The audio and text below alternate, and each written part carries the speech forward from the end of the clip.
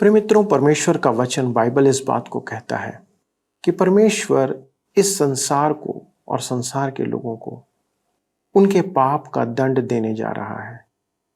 ये समय कब होगा हम नहीं जानते, पर आने वाले भविष्य में परमेश्वर की योजना यही है।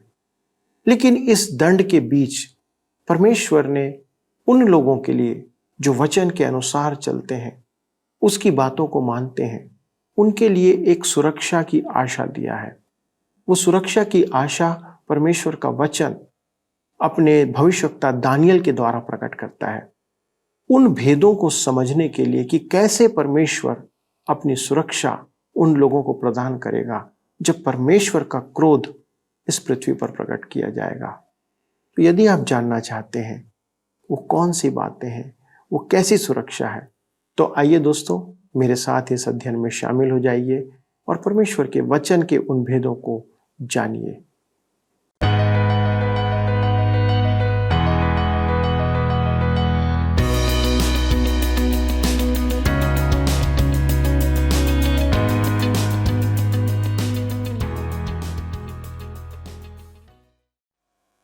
प्रिय मित्रों, आप सभी को प्रेम भरा नमस्कार।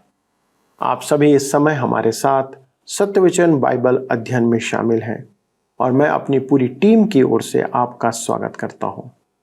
मुझे आशा है और पूरा विश्वास भी है कि आप इन दिनों दानियल नबी की पुस्तक के अध्ययन के द्वारा वचन का पूरा लाभ उठा रहे हैं।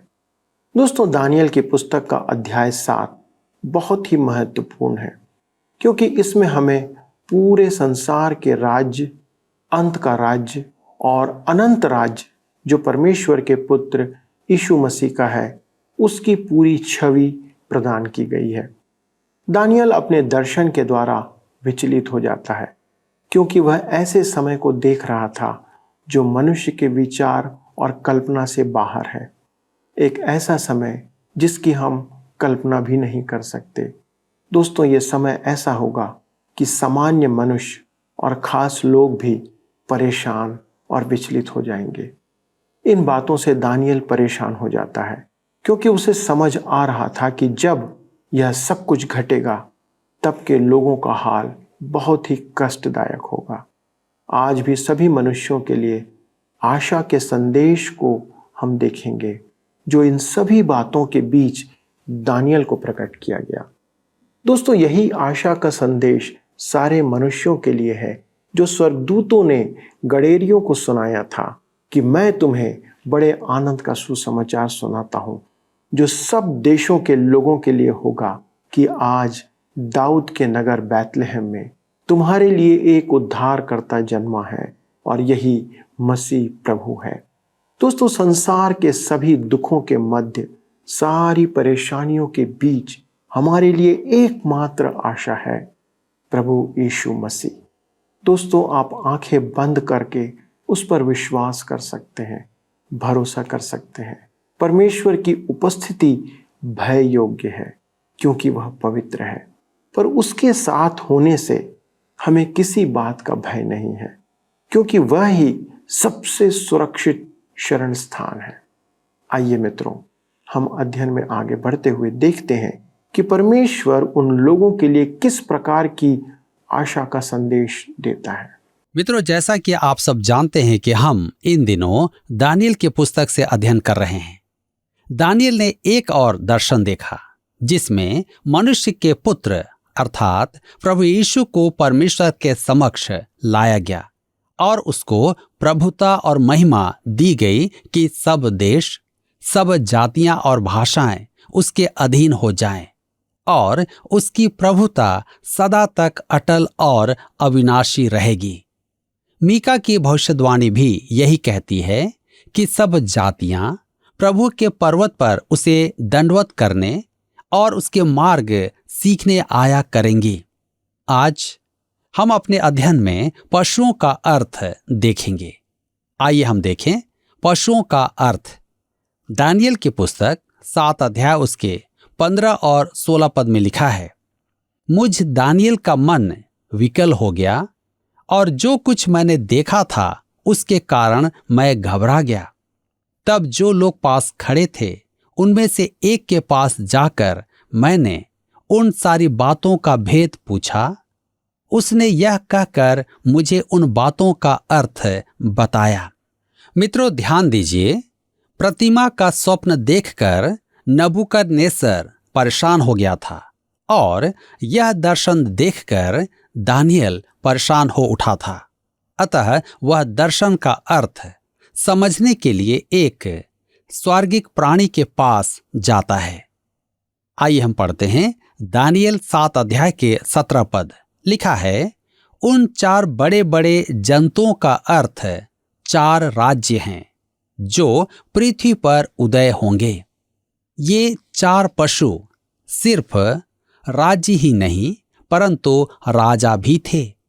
नबूकदनेस्सर और उसका बेबीलोन प्रतिमा के सोने के सिर द्वारा दर्शाया गया था तथा दानियल के दर्शन में पंखों वाले शेर द्वारा। सिकंदर महान और यूनानी राज्य प्रतिमा के पीतल के वक्ष और दानियल के दर्शन में चीते द्वारा दर्शाया गया है। ये जंगली जानवर अपने लालची और खूंखार स्वभाव में राजा और राज्य दोनों को दर्शाते हैं। हम दानियल की पुस्तक 7 अध्याय के 18 पद में पढ़ते हैं, परंतु परम प्रधान के पवित्र लोग राज्य को पाएंगे और युगानुयुग उसके अधिकारी बने रहेंगे। इस पद में पवित्र लोग मुख्य विषय है। इस अध्याय में 5 पद 21 से 22 और 25 से 27 पद पवित्र लोगों का उल्लेख करते हैं। दानियल की पुस्तक 8 उसके 24 पद में उनका संदर्भ फिर से आता है। भविष्यवाणी का एक विचारक समूह इन पवित्र जनों को नए नियम के विश्वासी कहता है। कुछ लोगों की मानसिकता और भी संकीर्ण है। वे सोचते हैं कि उनका आराधक समूह ही पवित्र लोग हैं, परंतु मेरे मित्रों, परमेश्वर का परिवार बहुत बड़ा है। परमेश्वर के परिवार में पुराने नियम के पवित्र लोग भी हैं। इस्राएल जाति को पवित्र लोग कहा गया है। यहूदी धर्म अपनाने वाली अन्य जाति को भी पवित्र लोग कहा गया है। यह सब नए नियम से अलग लोग हैं, अर्थात कलीसिया में नहीं आते हैं। अतः हम यह न समझें कि केवल आपकी कलीसिया या अनुग्रह के युग के विश्वासी ही पवित्र लोग हैं। परमेश्वर ने तो पेंतेकोस्त के दिन से पूर्व ही मनुष्यों का उद्धार किया था और कलीसिया के उठाए जाने के बाद भी परमेश्वर अपने काम में लगा हुआ है। कलीसिया सुसमाचार सुनाने से चूक जाएगी, परंतु परमेश्वर नहीं चूकता है। दानियल की ही पुस्तक अध्याय 8 के पद 24 में लिखा है, उसकी सामर्थ्य बड़ी होगी परंतु उस पहले राजा किसी नहीं, और वह अद्भुत रीति से लोगों का नाश करेगा और सफल होकर काम करता जाएगा और सामर्थियों और पवित्र लोगों के समुदाय को नष्ट करेगा। निर्गमन की पुस्तक 19 अध्याय उसके 6 पद में इस्राएल को एक पवित्र जाति और पवित्र लोग कहा गया है। कहता है, तुम मेरी दृष्टि में पवित्र जाति ठहरोगे। नए नियम में पवित्र शब्द 200 बार आया है, 92 बार पवित्र आत्मा के लिए, और कलीसिया के विश्वासियों को भी पवित्र लोग कहा गया है क्योंकि उन्होंने प्रभु यीशु में विश्वास किया है। रोमियो के पत्र 1 अध्याय उसके 7 पद में है। इसी प्रकार पवित्र शब्द पुराने नियम के भक्तों के लिए काम में लिया गया है। मत्ती रचित सुसमाचार 27 अध्याय उसके 52 और 53 पद में और महाक्लेश के युग के भक्त जनों के लिए है। प्रकाशित वाक्य की पुस्तक 13 के 7 पद में भी है। अतः दानियल की पुस्तक में पवित्र जन का अर्थ संपूर्ण इस्राएल नहीं, विश्वासियों का समूह मात्र है। अतः यह तो स्पष्ट है कि ये पवित्र लोग कलीसिया नहीं हैं। दानियल का अभिप्राय किसी भी रूप में कलीसिया से नहीं है। आइए अब हम आगे बढ़ते हुए देखेंगे चौथे पशु का भेद। यहाँ मुख्य ध्यान केंद्र चौथा पशु है जिस पर दानियल अधिक ध्यान देता है और परमेश्वर भी बल देता है। हमें भी इस पर ध्यान देना है, क्योंकि हमारा इतिहास इस चौथे पशु के युग में ही कहीं है।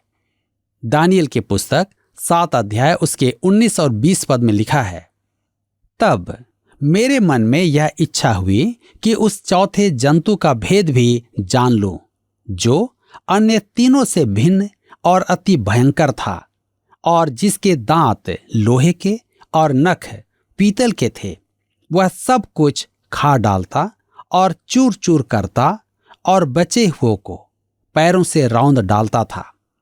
फिर उसके सिर में से 10 सींगों का भेद, और जिस नए सींग के निकलने से 3 सींग गिर गए, अर्थात जिस सींग की आंखें और बड़ा बोल बोलने वाला मुंह और सब अन्य सींगों से अधिक भयंकर था, उसका भी भेद जानने की मुझे इच्छा हुई। मेरे मित्रों, यहाँ सब कुछ सामर्थ्य और हिंसा से संबंधित है। उस पशु के लोहे के दांत और पीतल के नाखूनों का फिर से उल्लेख किया गया है, क्योंकि वे उसकी खूंखार प्रवृत्ति को प्रकट करते हैं। रोम के अधीनस्थ राष्ट्र उससे घृणा करते थे।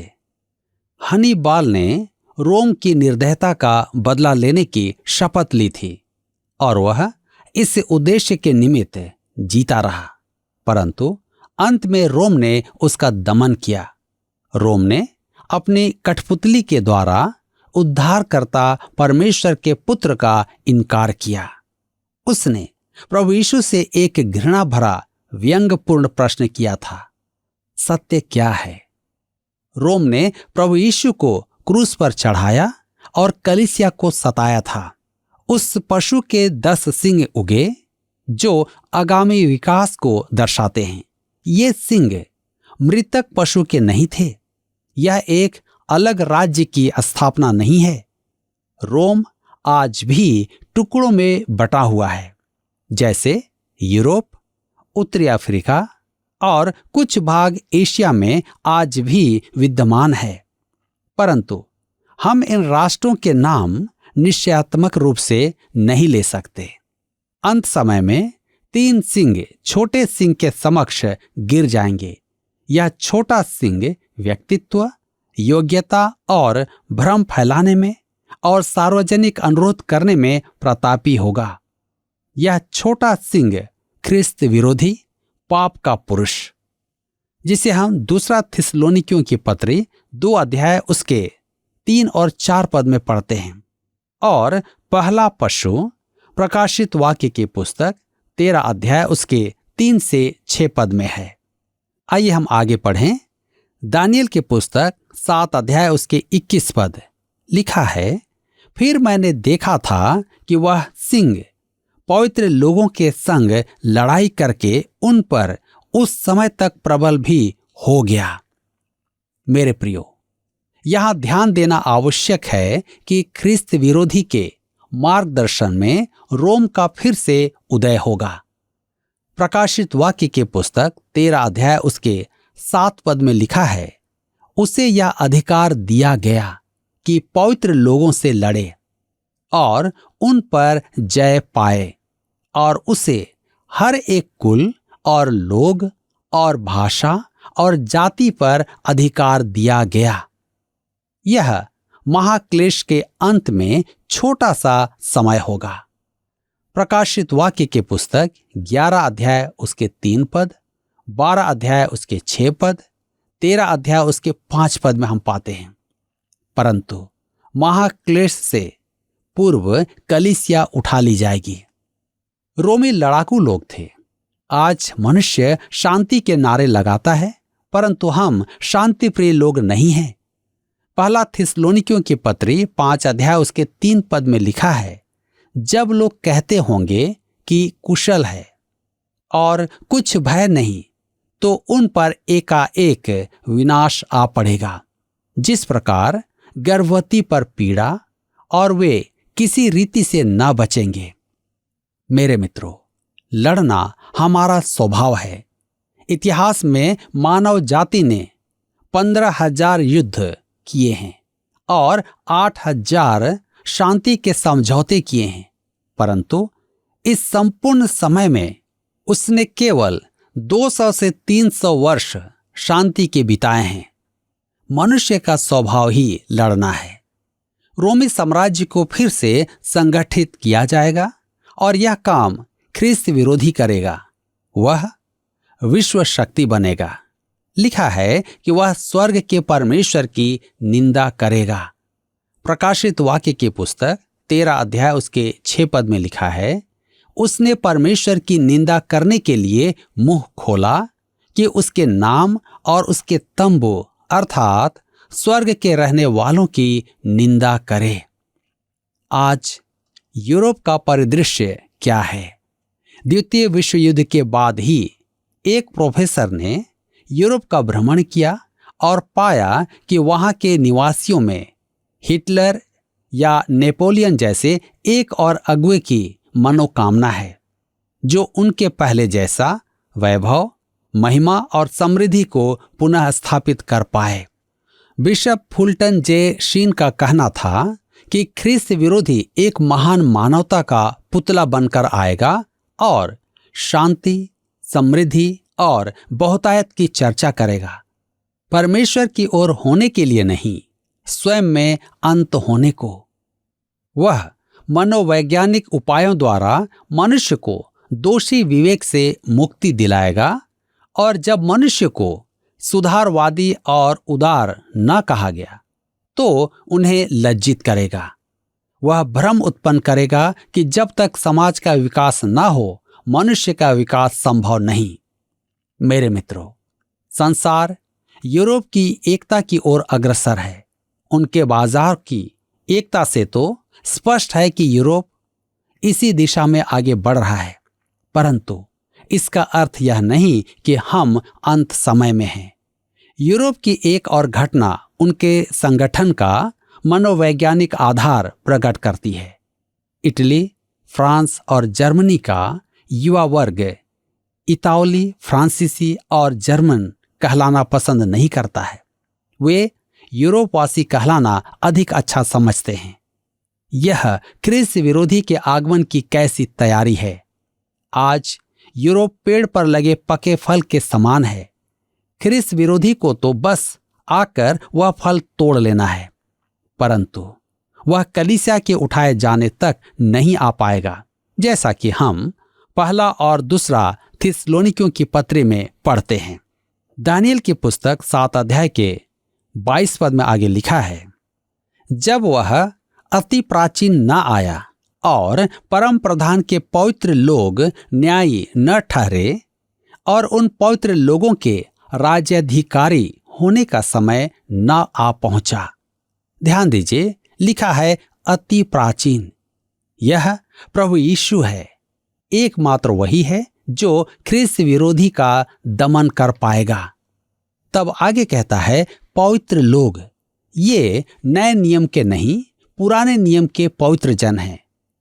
अपनी पहली बुझाने का प्रयास ना करें। बाइबल जो कहती है उसी पर चलें। अपने विचार प्रकट ना करें। दानियेल की पुस्तक 7 अध्याय के 23 पद में लिखा है, उसने कहा उस चौथे जंतु का अर्थ 1/4 राज्य है, जो पृथ्वी पर होकर और सब राज्यों से भिन्न होगा और सारी पृथ्वी को नाश करेगा और दांव कर चूर चूर करेगा। यहां चौथा पशु एक राष्ट्र का प्रतीक है, जबकि पद 17 में वह एक राजा का प्रतीक था। राजा को राज्य से अलग करना संभव नहीं। दोनों ही एक साथ चलते हैं, जैसे द्वार के 2 पल्ले। दानियेल की पुस्तक 7 के 24 में आगे लिखा है, उन 10 सींगों का अर्थ यह है कि उस राज्य में से 10 राजा उठेंगे और उनके बाद उन पहलों से भिन्न एक और राजा उठेगा जो 3 राजाओं को गिरा देगा। मेरे मित्रों, इस पशु के 10 सींग हैं और वे अंतिम राज्य का रूप प्रकट करते हैं। इनमें से प्रत्येक राजा का अपना राज्य है। एक और 11वां सिंह उगेगा वह अन्य से भिन्न होगा और 3 राजाओं को हराकर संपूर्ण संसार का अधिनायक होगा। प्रकाशित वाक्य की पुस्तक 13 अध्याय उसके 7 पद में यही दृश्य दिखाया गया है। लिखा है, उसे यह भी अधिकार दिया गया कि पवित्र लोगों से लड़े और उन पर जय पाए, और उसे हर एक कुल और लोग और भाषा और जाति पर अधिकार दिया गया। वह पाप का पुरुष ख्रिस्त विरोधी होगा और महाक्लेश के युग में विश्व शासक होगा। यह समय 7 वर्ष का होगा। हम दानियल के पुस्तक 7 उसके 25 पद में आगे पढ़ते हैं, और वह परम प्रधान के विरुद्ध बातें कहेगा और परम प्रधान के पवित्र लोगों को पीस डालेगा और समयों और व्यवस्था के बदल देने की आशा करेगा, वरन 3.5 काल तक वे सब उसके वश में कर दिए जाएंगे। यह छोटा सिंह परमेश्वर की निंदा करेगा। प्रकाशित वाक्य की पुस्तक 13 अध्याय उसके 5 और 6 पद में लिखा है, बड़े बोल बोलने और निंदा करने के लिए उसे एक मुंह दिया गया और उसे 42 महीने तक काम करने का अधिकार दिया गया। उसने परमेश्वर की निंदा करने के लिए मुंह खोला कि उसके नाम और उसके तंबू अर्थात स्वर्ग के रहने वालों की निंदा करे। मेरे मित्रों, ख्रिस्त विरोधी का एक लक्षण यह होगा कि वह परमेश्वर और प्रभु यीशु का विरोधी होगा। यह ख्रिस्त विरोधी का एक अर्थ है। दूसरा अर्थ है प्रभु यीशु की नकल। मेरे विचार में प्रकाशित वाक्य के पुस्तक 13 अध्याय के 2 पशु ख्रिस्त विरोधी के इन 2 रूपों को प्रकट करते हैं। पहला, वह प्रभु यीशु का विरोधी और निंदक है, और दूसरा, वह झूठा भविष्यद्वक्ता है जो अपने आप को मसीह कहेगा। वह भेड़ का रूप तो धारण करेगा, परंतु भेड़ की खाल में भेड़िया होगा। प्रकाशित वाक्य की पुस्तक 12 अध्याय उसके 13 से 17 पद में लिखा है कि वह परमेश्वर की आज्ञा मानने वालों से लड़ने को गया, अर्थात उन्हें सताने लगा। समयों और व्यवस्था के बदल देने की आशा करेगा। वह छोटा सिंह प्रथाओं और नियमों को बदलेगा। उसका राज्य बहुत कम समय का होगा। 3.5 काल तक वे सब उसके वश में कर दिए जाएंगे। महाक्लेश के 3.5 वर्ष के उत्तर काल में वह पृथ्वी पर राज करेगा। प्रकाशित वाक्य की पुस्तक 11 अध्याय उसके 2 से 3 पद, 12 अध्याय उसके 6 पद, 13 अध्याय उसके 5 पद में हम इन सब बातों को देख पाएंगे। मित्रों, आज एक विशेष बात परमेश्वर का वचन हमसे कहता है, जो पद 18 में आता है कि पवित्र लोग राज्य करने पाएंगे और युगान युग के अधिकारी बन जाएंगे। यह आदर और अवसर परमेश्वर अपने लोगों को देगा जो उसके साथ बने रहते हैं। हम आशा की बात कर रहे थे मित्रों कि हमारे लिए एक अद्भुत आशा है। यह वही है कि हमें परमेश्वर के साथ अधिकार दिया जाएगा। आप और मैं तथा संसार का कोई भी मनुष्य इस योग्य तो नहीं है, पर यह परमेश्वर की व्यवस्था है जो उसने अपने प्रेम करने वालों के लिए बना रखी है। दोस्तों, हम हैं ही क्या कि परमेश्वर के निकट आने पाए, पर उसने हमें पवित्र संत की उपाधि दिया है। हम उसके सम्मुख पवित्र ठहराए गए हैं। हमें उसके साथ होने का सुअवसर दिया गया है। यद्यपि यह भविष्य की घटना है, पर हम आज ही उसका आनंद उठा सकते हैं। मित्रों, क्या यह बात आपको उत्साहित नहीं करती है? क्या आप यह जानकर खुशी से फूले नहीं समा जाते कि आप परमेश्वर की संतान के तुल्य पवित्र और अधिकार प्राप्त करेंगे? हमारे मसीही जीवन में सच्चे और विश्वास योग्य बने रहने का यही आधार है, क्योंकि हमारे लिए भविष्य में यह मुकुट धरा हुआ है। यह परमेश्वर की प्रतिज्ञा है जो समय के साथ एक दिन पूरी होगी। संसार का जो होना है वह तो निर्धारित किया गया है, पर हम उससे बचकर निकल सकते हैं। आज भी कितने मनुष्य हैं जिन्होंने अपने लिए वह स्थान सुरक्षित नहीं किया है। कलीसिया के कितने सदस्य आज भी उस उद्धार से वंचित हैं और दूर हैं। वे उद्धार के बारे में जानते ही नहीं हैं। उनके लिए भी और संसार के सभी लोगों के लिए आज भी समय है, अवसर है। क्या आप उन पवित्र लोगों में से हैं? यदि नहीं तो आज ही आप अपने आप को उनमें शामिल कर सकते हैं, अपने आप को सुरक्षित स्थान पर रख सकते हैं। आज ही परमेश्वर के वचन की प्रतिज्ञा के द्वारा उनमें आप शामिल हो सकते हैं। यदि आप के पास कोई प्रश्न है तो कृपया इस संदर्भ में हमसे आप बातें कर सकते हैं। आइए हम प्रार्थना करें। स्वर्गीय पिता, हम धन्यवाद देते हैं कि आपने सारे क्लेशों के बीच, अपने क्रोध की ज्वाला के बीच उन मनुष्यों के लिए जो आप पर विश्वास करते हैं आशा का संदेश दिया है। आपने एक सुरक्षित शरण स्थान उनके लिए रखा है ताकि वे आपके साथ उस सुरक्षा में पाए जाएं। पिता, हमारी प्रार्थना है हमारे दर्शकों के लिए, जितने लोगों ने भी आपको अब तक ग्रहण नहीं किया, जितने लोग प्रभु आपके क्रोध से अब तक बचाए नहीं गए हैं, प्रभु आप अनुग्रह करें और दया करके प्रभु उन्हें भी ऐसा हृदय और मन दे कि वे आपके वचन पर विश्वास करते हुए, आपकी शिक्षाओं के अनुसार चलते हुए आपकी सुरक्षा को प्राप्त करने पाए। पिता, सारे बातों में आपको महिमा देते हैं और हमारे दर्शकों के लिए विशेष धन्यवाद देते हैं जो आपसे प्रेम रखते हैं और प्रतिदिन आपके वचन के इस अध्ययन में शामिल होते हैं। प्रभु उनके जीवन में आपकी उपस्थिति बनाए रखें। धन्यवाद के साथ इस विनती को प्रभु यीशु क्रिस्त के नाम से मांगते हैं, आमीन। प्रिय मित्रों, आज के इस अध्ययन में शामिल होने के लिए धन्यवाद। यदि आप हमसे संपर्क करना चाहते हैं तो हमारे फ़ोन, SMS का या पत्र का उपयोग करें। अगले प्रसारण तक परमेश्वर के साथ बने रहें, उसके वचन पर चलते रहें और उसकी सुरक्षा में अपने आप को सुरक्षित रखें। प्रभु आपको आशीष दे। आइए अब हम प्रश्नों को देखें। पिछले प्रश्न का उत्तर है सी, पवित्रता और धार्मिकता। दानियल 7:9 में वाक्य, उसका वस्त्र हिम सा उजला, परमेश्वर के पवित्रता और धार्मिकता का प्रतीक है। आज के अध्ययन पर आधारित प्रश्न है, नए नियम में पवित्र शब्द खाली स्थान बार उपयोग किया गया है। A 100, B 200, C 400, D 600।